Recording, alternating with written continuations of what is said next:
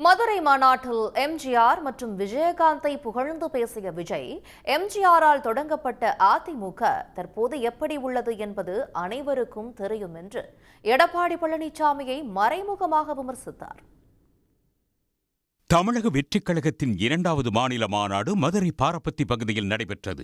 மாநாடு மேடைக்கு வந்த தாவேகா தலைவர் விஜய் கட்சி நிர்வாகிகளுடன் கைகுலுக்கி வாழ்த்து கூறினார். தொடர்ந்து தனது தாய் மற்றும் தந்தையை கட்டி அணைத்து அவர் வாழ்த்து பெற்றார்.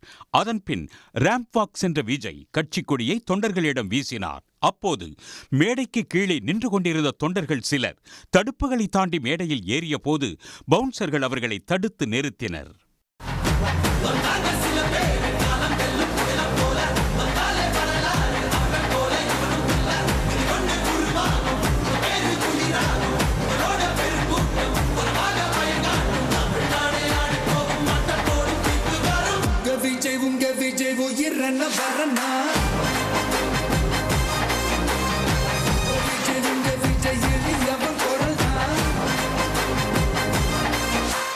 பின்னர் மேடையில் வைக்கப்பட்டிருந்த அம்பேத்கர், பெரியார் உள்ளிட்ட தலைவர்களின் படங்களுக்கு மலர் தூவி மரியாதை செலுத்திய விஜய் மாநாடு திடலில் அமைக்கப்பட்டிருந்த கொடிக்கம்பத்தில் கொடியேற்றினார்.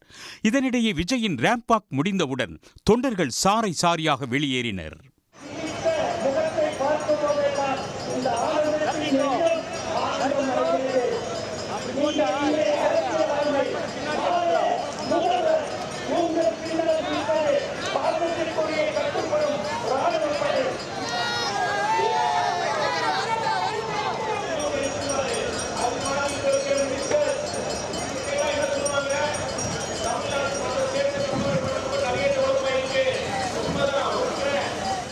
மாநாட்டில் உரையாற்றிய விஜய், சினிமா என்றாலும் அரசியல் என்றாலும் தனக்கு தலைவர் எம்ஜிஆர் என்றும் அவரை போன்றவர்தான் விஜயகாந்த் எனவும் கூறினார்.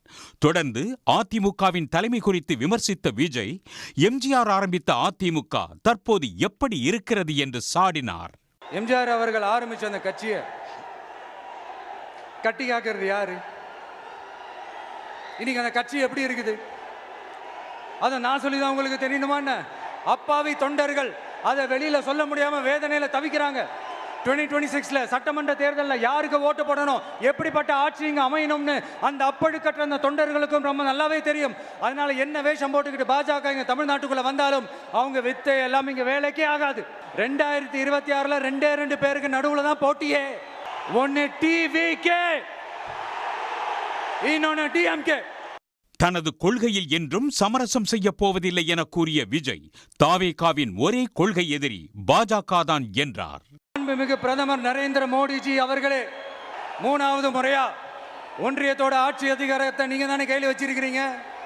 இல்ல நாங்க தெரியாம தான் கேட்கிறோம்.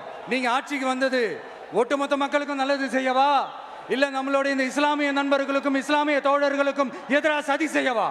ஒண்ணு மட்டும் சொல்றேன், தெரிஞ்சுக்கங்க.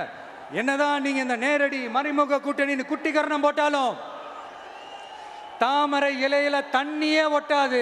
தமிழக மக்கள் மட்டும் எப்படி ஒட்டுவாங்க?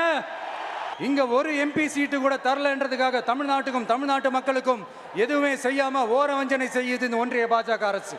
தொடர்ந்து பேசிய விஜய், சினிமாவில் வாய்ப்பு இழந்த பிறகு அடைக்கலம் தேடி அரசியலுக்கு வரவில்லை என்றும் கூடிய விரைவில் மக்களை சந்திக்க உள்ளதாகவும் கூறினார். தமிழ்நாடு முழுவதும் விஜய்தான் வேட்பாளர் என நினைத்து மக்கள் வாக்களிக்க வேண்டும் என்று கேட்டுக்கொண்ட அவர், 234 தொகுதிகளிலும் உங்கள் சின்னம் விஜய்தான் என்றும் தெரிவித்தார். உடனுக்குடன் செய்திகளை தெரிந்து கொள்ள சன் நியூஸ் பெல் ஐகானை கிளிக் பண்ணுங்க.